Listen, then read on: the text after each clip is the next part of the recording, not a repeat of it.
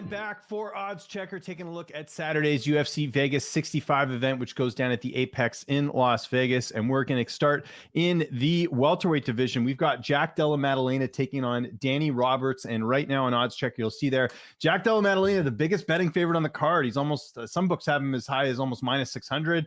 Some have him around minus 500. The comeback on Danny Roberts about plus 390, plus 400 around there. Who you liking here, Ben? Yeah, for this one, I mean, the odds are super high. I really don't know if I'd even throw Madalena in a parlay. I do think he probably wins, but we haven't seen a lot of him inside the Octagon. He's gotten two pretty early finishes in the UFC. Did really he looked pretty good. He did get that decision win in the Contender Series, but I'm just not sure I've seen enough of him yet to warrant this high of a line. He could be a parlay buster this week. I'd watch out for it. You know, Roberts, he hasn't been able to get momentum really going. He's coming off a loss, but I mean, he does have a lot of Octagon experience that could pay off in this fight. I guess if it's another quick KO for Madalena, I'll start to look at him as like a serious threat in there, but I just haven't seen enough from him yet. So I don't have a super strong lean in this one with how high the odds are. I'm with you. Odds are way too high here. Jack Della Maddalena's had two UFC fights so far. One of them being against a guy in Pete Rodriguez who only had 4 fights. I think this is, I mean, I get him being the favorite. He should be favored. I mean, there's definitely a lot of upside there as a younger fighter. Danny Roberts has struggled recently. Danny Roberts has also been finished in his last few fights as well. So that's kind of what it looks like here for Jack getting a win. But no way am I laying this much juice on a fighter who doesn't have a ton of UFC experience against a veteran in Danny Roberts. The only thing I'd look at here is the inside the distance prop. Jack clearly does finish a lot of his opponents, so I would look at that as far as a bet. But yeah, I don't see much value here in betting Jack Della Maddalena at like minus 500. That's a little too crazy for me. This isn't Valentina Shevchenko. This is, fighter with a few fights, and I just think the odds are a little bit too high there. But the pick will be Jack Della Maddalena. I don't think there's value on Roberts, to be honest. I haven't seen anything from him lately that makes me think he can turn this around. So I'm liking Jack Della Maddalena here. Okay, next fight we're going to look at is in the same division. We've got Muslim Salikov taking on Andre Filiau, and right now the odds makers have Salikov. Actually, I've seen some books, as you can see here, have Salikov as the favorite, and then other books have it at almost even. So which way are you going here? I do like Salikov in this one. I think his kicks will kind of be the difference here against a boxer like Fialho. I mean, this is probably going to be on the feet the entire time. From what I've seen, I think they're just going to be kind of staying and trading. I think that favors Salikov. He has the better kicking game. I think that could play out here in this fight, and I think it will, especially when Fialho, he's gets out to the sides. He comes in and takes those shots, and then he moves off to the side. Then you get caught by a nasty kick.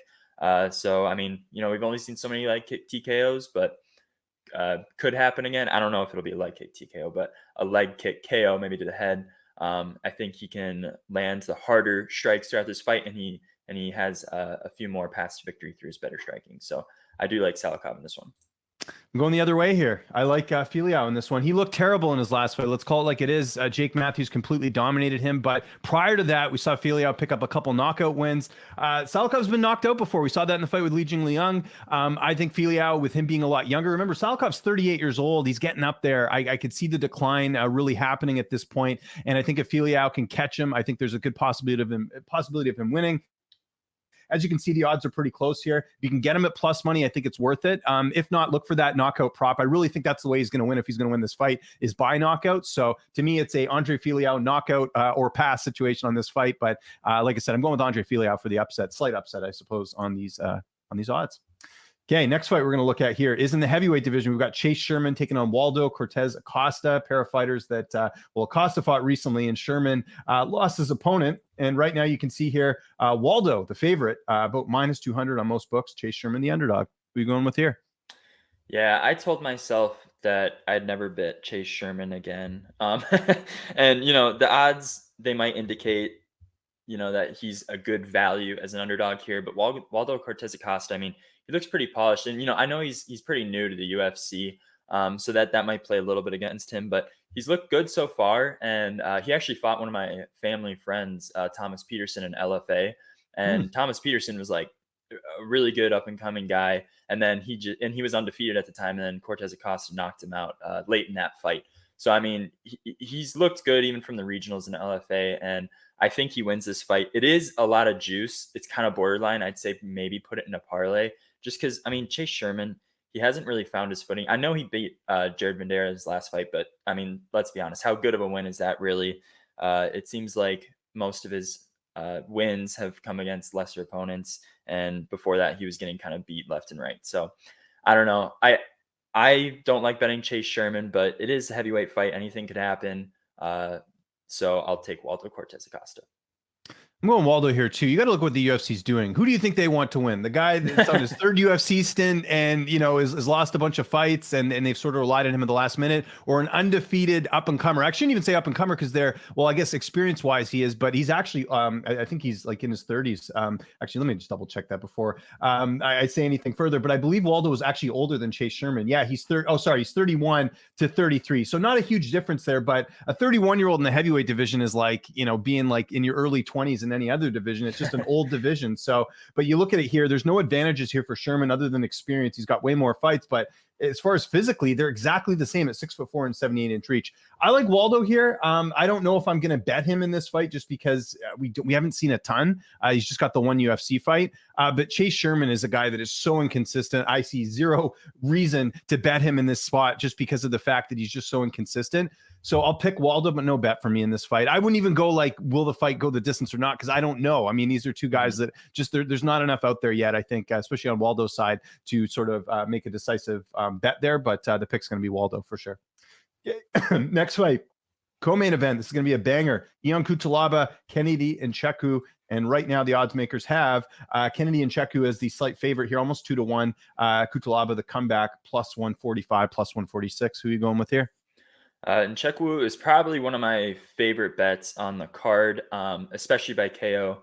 I mean, he's just a hard hitter. He's looked really good lately against Carl Robertson. He did have those 2 losses, but I mean, that Nagumuranu fight, I mean, that's a very controversial decision. I don't know how much weight you put into media scorecards, but every single person had that as either a win for Nzechukwu or a draw because he did lose that point in the 3rd round to the eye poke.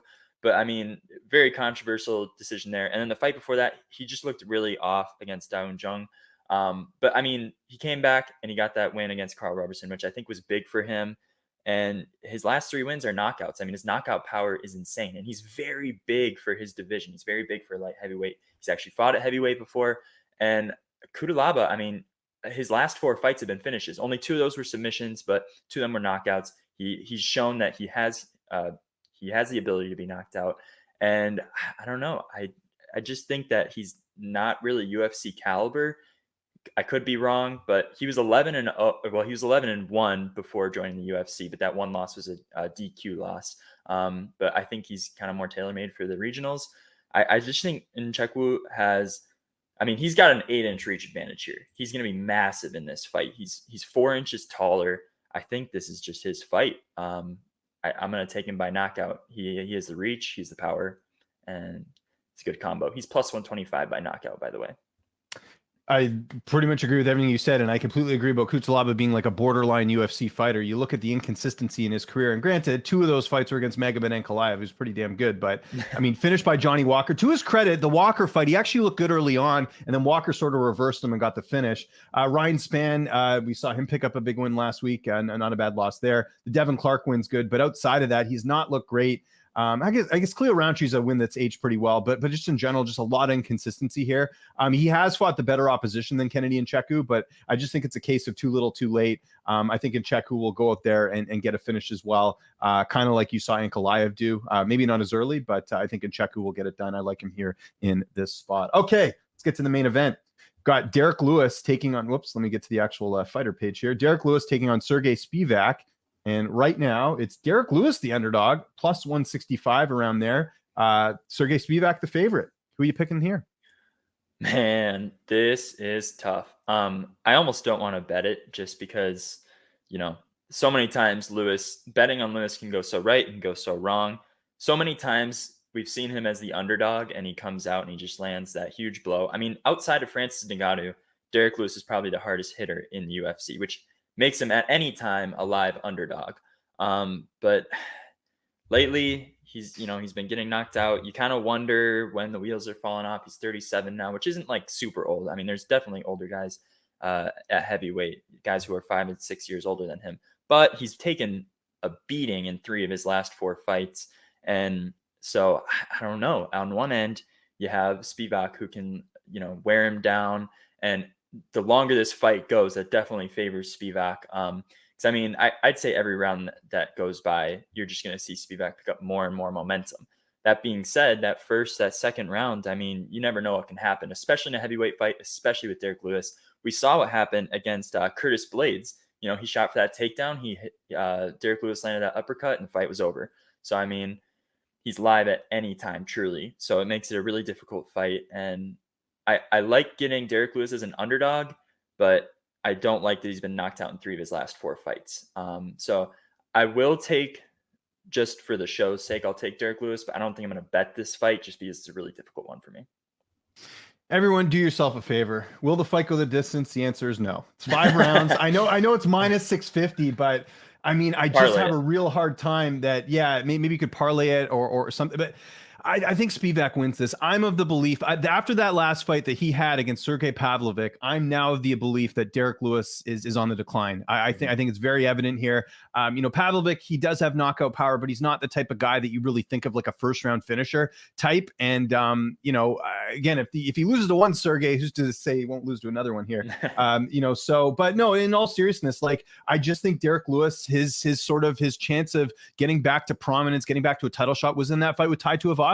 And he tried to knock out Tai and he wasn't able to, because you mentioned Lewis being the hardest hitter. I think Tai might even be better than him, because we've seen Tai even put Cyril Gane in danger. And I underestimated Tai in a bunch of fights, and he's really proven me wrong. I think even in that Cyril Gane loss, he showed that he is one of the heaviest hitters in that weight class. So what it comes down to for me is just the damage that Lewis has taken. The age is not good. He's never been a very mobile heavyweight. He's fighting a much younger fighter.